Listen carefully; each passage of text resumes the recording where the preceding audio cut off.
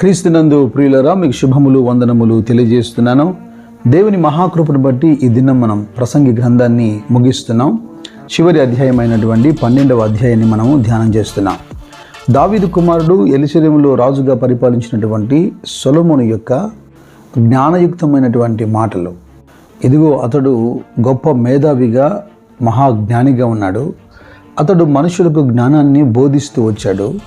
సంగతులను ఆలోచించి పరిశీలించి వాటి విషయమై అనేక వేల కొలది సామెతలు చెబుతూ వచ్చాడు. ఈ ప్రసంగి గ్రంథాన్ని చదువుతున్నప్పుడు సూర్యుని కింద మనిషి పడుతున్నటువంటి పాటలు, ఆ ప్రయాస ఎలాగూ వ్యర్థమైపోతుందో, వారు సంపాదించినటువంటి ధనఘనతలు, ఐశ్వర్యము ఎలాగా అక్కడికి రాకుండా పోయాయో, కష్టపడి పనిచేస్తున్నటువంటి నిరుపేదైన వాడు ఎలా సంతోషంగా ఉండగలిగాడో, దేవునికి దూరంగా మనిషి యొక్క జ్ఞానం వెరితనంగా ఎలా మిగిలిపోయిందో, యెహోవా యందలి భయభక్తులు కలిగి ఉండుటే జ్ఞానానికి మూలమని, ఇలాగ జీవిత పరమార్థాలు అనేకం మనకు బోధపరచబడ్డాయి. ఈ రోజున మనిషి భౌతిక జ్ఞానాన్ని, లౌకిక జ్ఞానాన్ని విపరీతంగా సంపాదిస్తున్నాడు. అయితే లేఖనం అంటుంది ఆ జ్ఞానమంతయు వాని వినాశనానికి వాని నడిపిస్తుంది అని. తనకు తానుగా జ్ఞానిని అనుకుంటున్నవాడు తాను ఒక అజ్ఞానిని అన్న సంగతి విస్మరిస్తున్నాడు. మీరు చూడండి, లోకమందు ఆయన గొప్పవారిని, గనులను, మేధావులను ఆయన పిలవలేదు.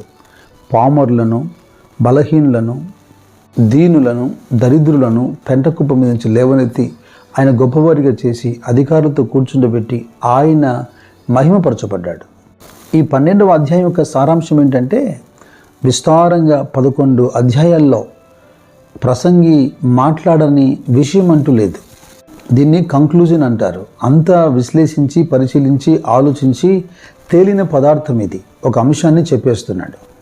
ఈ ప్రసంగి 12 అధ్యాయాలు క్షుణ్ణంగా చదివి ధ్యానించడం ద్వారా నిజంగా ఏది అర్థవంతమైందో ఏది వ్యర్థమైందో ఇటు తెలిసిపోతుంది.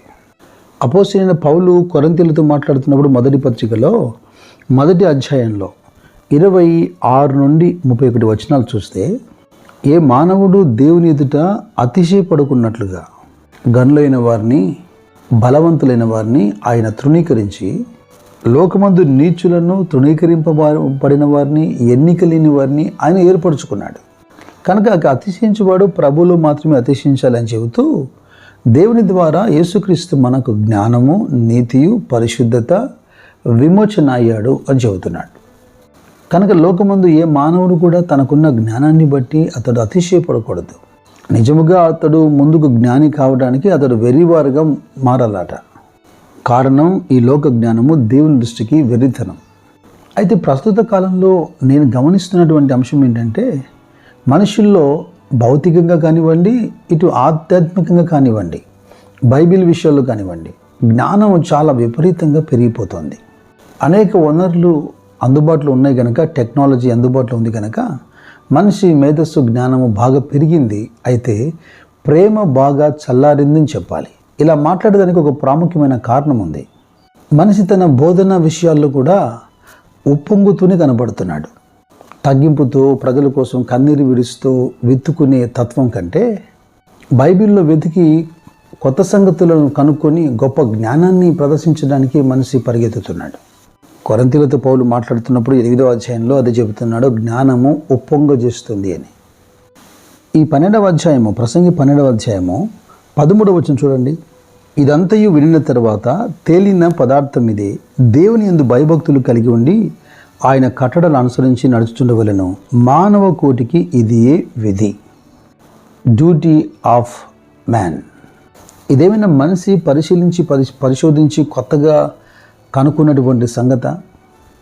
కొండను త్రొవ్వి ఎలకను పట్టినట్టుగా అంటారు కదా, అలాగుంది పరిస్థితి. మన దేవుడైనటువంటి యెహోవా మన పితరుడైనటువంటి మోషేకు ఆజ్ఞాపించింది ఏమిటి?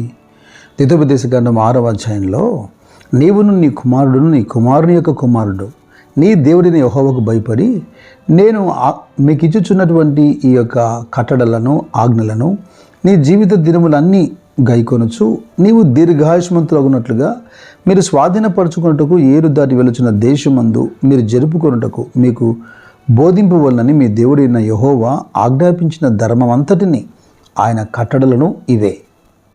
నీ పూర్ణ హృదయంతోనూ, నీ పూర్ణాత్మతోనూ, నీ పూర్ణ శక్తితోనూ నీ దేవుడిని యెహోవాను నువ్వు ప్రేమింపవలెను. నేను ఆజ్ఞాపిస్తున్నటువంటి ఈ మాటలు నీ హృదయంలో ఉండవలెను. వాటిని నీ పిల్లలకు నువ్వు అభ్యసింప చేయాలి. యెహోవా యందలి భయభక్తులు కలిగి ఉండుట అన్న అంశం ప్రారంభం నుంచి దేవుడు చెబుతున్నదే. మనిషి యొక్క స్వభావము, మనిషి యొక్క బుద్ధి దేవుడు ఎప్పుడూ గుర్తుపట్టాడు. ఎప్పుడూ అది డొంకతిరుడు వ్యవహారమే. మీరు ప్రవక్త అయినటువంటి మీకా గ్రంథంలో 6వ అధ్యాయంలో దేవుని యొద్దకు రాదలసినటువంటి మనిషి దేవునితో ఏమని ప్రార్థిస్తున్నాడు? ఏమి నీ యొద్దకు తీసుకురావాలి? ఏ బహుమానం నీకు ఇష్టమైంది? ఏ బలి అర్పణ నీకు ఇష్టమైంది? లేకపోతే ఏ యొక్క నైవేద్యం నీకు ఇష్టమైపోయింది? ఎటువంటి తైలము నేను తీసుకురావాలి? నిజంగా మనిషి ఇక్కడ తెలియక మాట్లాడుతున్నాడా? తెలియక ప్రార్థిస్తున్నాడా? తెలియకపోతే దేవుడు ఇలా తిరిగి జవాబిస్తాడా? మనుష్యుడా, ఏది ఉత్తమమో అది నీకు తెలియజేయబడి ఉంది, ఇదివరకు నీకు తెలుసు.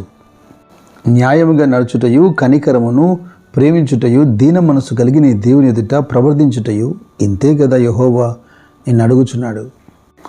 ఆకాశము కింద జరుగుతున్న అంతటినీ జ్ఞానం చేత విచారించి గ్రహించుటకై మనసు నిలిపి దాని అభ్యాసం చేసినటువంటి సొలొమోనైన మహాజ్ఞాని చెబుతున్నటువంటి చివరి మాటలు. యెహోవా యందలి భయభక్తులు కలిగి ఉండుట, అది మానవ కోటికి విధి. అంత మాత్రం కాదు, గూఢమైన ప్రతి అంశం గురించి దేవుడు విమర్శ చేయనప్పుడు ఆయన ప్రతి క్రియను అది మంచిదే కానీ చెడ్డదే కానీ తీర్పుల్లోకి తెస్తాడు అని ముగిస్తున్నాడు. దైవ దర్శనాన్ని కలిగినవాడు, దేవుని మందిరాన్ని నిర్మించినవాడు, 3000కు పైగా సామెతలు చెప్పినవాడు, గొప్ప అనుభవశాలి, ఏదేదో చేద్దామని అన్నిటిపైన మనసు పెట్టి చివరికి దేవుని యందు భయభక్తులు కలిగి ఉండుటనే మేలు అని రాస్తున్నాడు కనుక ఇక సమయం వ్యర్థం చేయకుండా ఈ మాటలతో మనము ఏకీభవించబద్ధులమై ఉన్నాం. అయితే పాఠం చివరిగా మరొక మాట నేను జ్ఞాపం చేస్తాను. గతంలో తన మాటల్లోనే మానవుని యొక్క మరణం గురించి మాట్లాడుతూ నరులకు కలిగినట్టుగానే పక్షులకు కలుగుతోంది, జంతువులకు కలుగుతోంది, సమస్తము ఒకే స్థలానికి పోతున్నాయి, నరుల ఆత్మ ఎక్కడికి వెళ్ళిపోతుందో ఎవరికి తెలుసు అని రాశాడు. ఇప్పుడు పరిశీలించాడు గనక సంగతి తేలిపోయింది గనక 12వ అధ్యాయం 7వ వచనంలో అంటున్నాడు, మన్నైనది వెనకటి వలె మరలా భూమికి చేరును, ఆత్మ దాని దయచేసిన దేవుని యొద్దకు మరల పోవును. తీర్పున్నదని భయముంది పాపం చేయకుందుము కాక, యుగయుగములు ప్రభుతో సదాకాలం ముందుమన్న నిరీక్షణతో కొనసాగుదుము గాక. దేవుని కృప మీకు తోడైనను గాక. God bless you. God bless you.